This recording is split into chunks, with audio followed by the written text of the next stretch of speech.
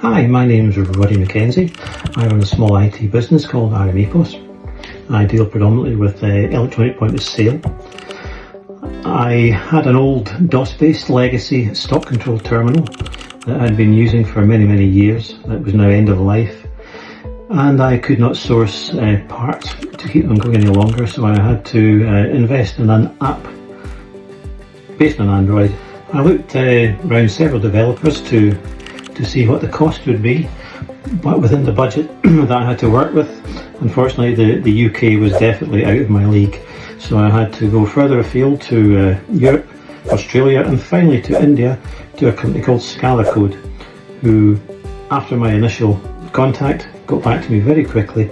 We set up several online meetings over the space of a couple of weeks and came up with an app that could do what I wanted within the budget that I had to play with.